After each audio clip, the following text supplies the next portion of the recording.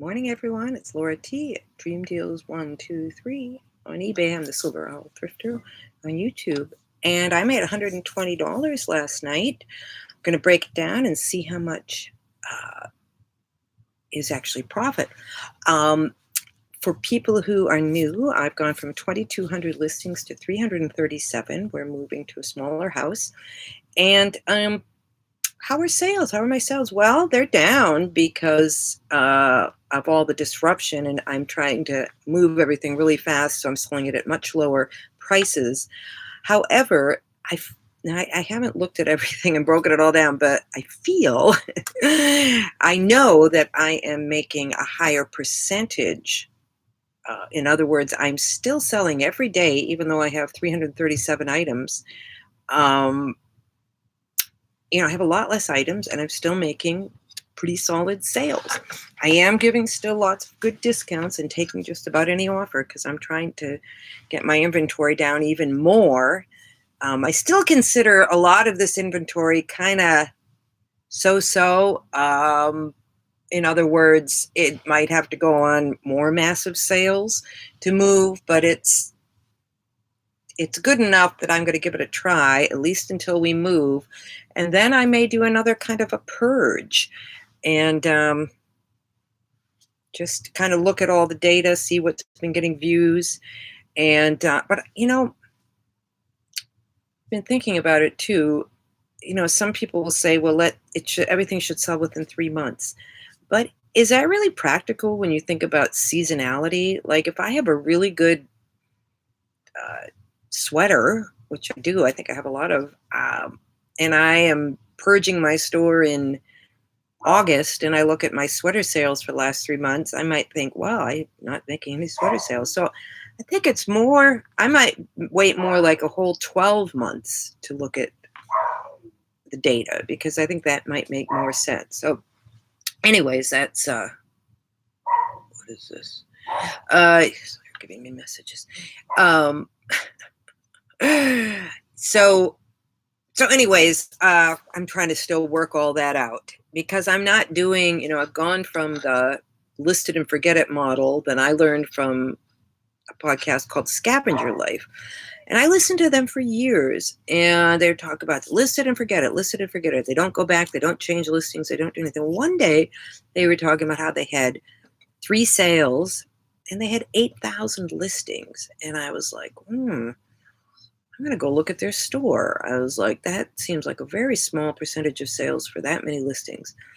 And I looked at their store and it's fun because when they started out, and they've been doing it for like 20 years or something, like, I don't know, many, many years, maybe like 11 or something, maybe longer.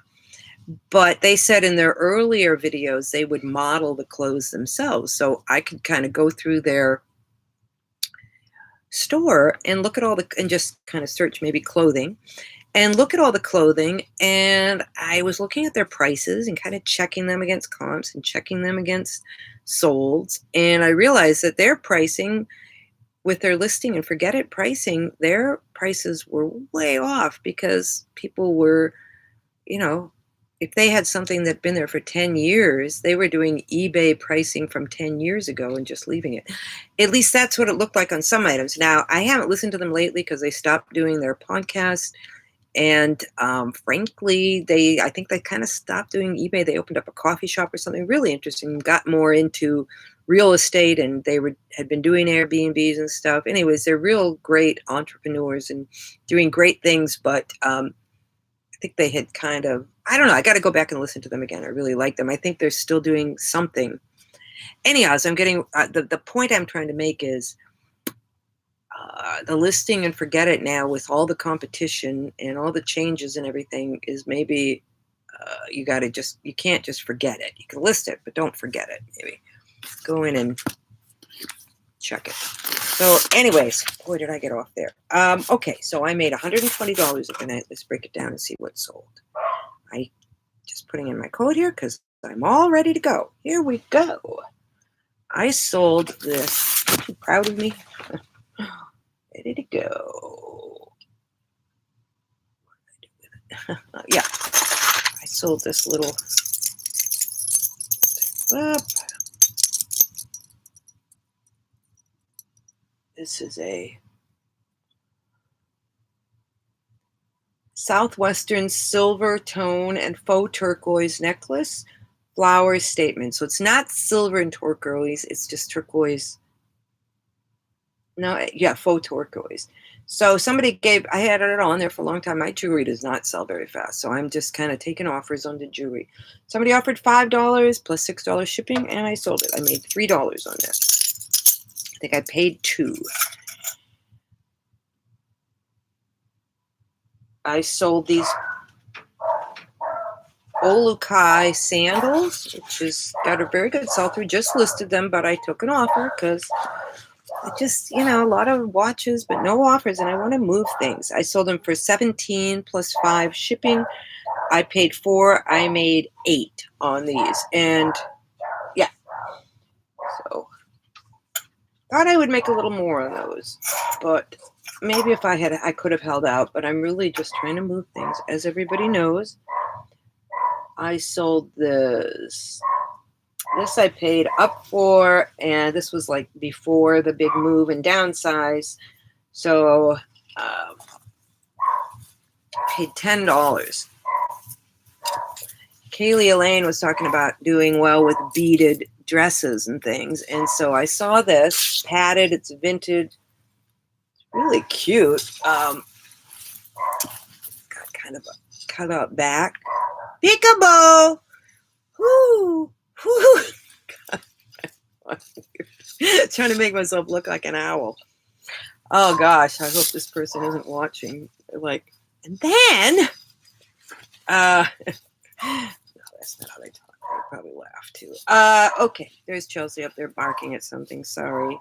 That's not too annoying. Okay, so this is a vintage Scala Milan cocktail dress, black, white bead, sequins, petite, medium, 100% silk. Really good quality, and I thought I'd get more, but I had it for a long time, well, a few months. Haven't had any offers. Some watchers sent out lots of offers. Finally sold for $23 plus $8 shipping for $31. I paid $10. I made $11 on that, so that's all right. Doubled my money. I'm encouraged because stuff, how I'm trying to say, I want stuff that sells. Well, the stuff I've been picking out from my kind of piles and listing is selling like that. Some of it, not all of it, but a lot of it. Like this Vans corduroy jacket, which I just listed a couple of days ago. Either I'm selling them too low, or I have the perfect price and they're selling quickly because I have them perfectly priced. That's the way I look at it. Sold for $20 plus $6 shipping, and I paid $4. And I'm encouraged because I couldn't really find sell-through on this particular jacket on any Vans corduroy. There were a lot of corduroy jackets sold, but most of them were Sherpa lined. So it's a little bit, this is a good size, so like a large, yeah. But anyways, it sold for $26, 20 plus 6, $11 I made on that. Okay, 4. And then this I also just listed a couple of days ago, and it sold. It's an Eagle Ray trader's dress, new with tags, large, paisley print, really cute. Eagle Ray trader's dress, women's large, tank tie, I think I should have just put sleeveless. Tie back pullover, colorful floral, and I sold this for $24 plus 6, $30. I paid $3 and I made $20.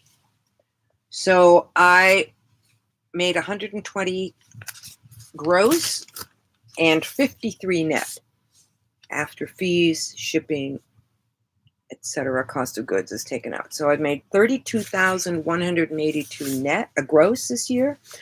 And 16,001. Woohoo! I don't know how to dance. 16,001. I don't know why I'm adding this dance thing in. It's the thing maybe it's good. It's comic relief, right? 16,001 net. Now, I've been trying to kind of go for trying to net 2,000 clear a month, but I'm pretty off on that. I'm more at like about 1,500 a month because I've clear. We were at 10 months in, 16,000. So yeah, but that's because of all the disruptions and stuff. So hopefully next year that will be well, one thing that will be higher.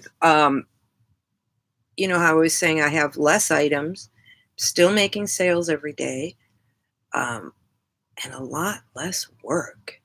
I'm making sales every day and listing every day, but it's like very it's so much less work and so much more organized. And I have more organization to come, a few changes that I will talk to you about. I will talk about to you soon. Oh gosh, yeah, I wanted to tell you about the moving stuff. So our cabinets, we have white cabinets upstairs. And oh, here comes Darcy. Darcy, what are you doing, Darcy? Darcy's so silly. Anyway, so we had white cabinets in our kitchen, but everywhere where you would touch, it was worn down and to wood. It seems like the people who had these the house before painted the wooden cabinets. They painted them, so it was worn off. So our realtor was like, "Well, that doesn't look so good. Let's touch them up." You know, I didn't want to paint the whole cabinets, but I thought, well, I'll match the paint color. And what I did was I took one of the drawers and I took the front off and I took it over to Lowe's and I asked them to match the paint color. This was about a month ago. And they said, well, our paint mixer is broken. So I was like, well, I'll go to Home Depot and do it. But I did end up calling Lowe's later and saying, is your paint matcher, not mixer, matcher fixed? And they said, yes. So I took it over there and I matched it. And then I painted I wanted to just touch it up. I didn't want to paint the whole cabinets a new color. Well, it's not so easy, I guess, to match the paint, or else it's still broken, because I painted it thinking it was a match. And then we're looking at it, we're like, that's kind of gray. And so long story short, I was looking around down in the basement to see if maybe they had the paint, some of the old paint, because they were keeping some of the old paint. And this says cabinets. So I painted it again, and it still doesn't match. So I really don't want to paint the whole cabinets because, look, just a second. What are you doing? Just in there? Just waiting for something? Mr. Darcy's been a lot more affectionate lately to the rest of the family besides my daughter. But he's been so affectionate that he jumps up when watching TV every day and basically kicks Chelsea out of the couch because he's aggressively wanting to be near everybody. And Chelsea's very afraid of Mr. Darcy. Because when we first got Mr. Darcy had a little fit with Chelsea one day, and I think that has traumatized Chelsea. I don't know what happened, but one time, well, Chelsea was barking, and Darcy just got, and started attacking her. And it's the only time it's ever happened. But Chelsea keeps a clear path away from Darcy. So if Darcy jumps up and wants to sit with him, Chelsea says, I'll go take the other couch. Anyways, I am off on tangents. So I'm going to go to Home Depot today with another piece of the cabinets and see if they can match it better, because if they can't, I am going to have to paint the whole cabinets, because they don't look like, if you walked in there you might not notice right away, but you'll notice if you look. And cabinets, kitchen cabinets are so important to look nice, I think. So that's what I'm dealing with. I'll keep you updated and see if I can match that paint. And I will see you in the next one. Have a great day. Have a great day.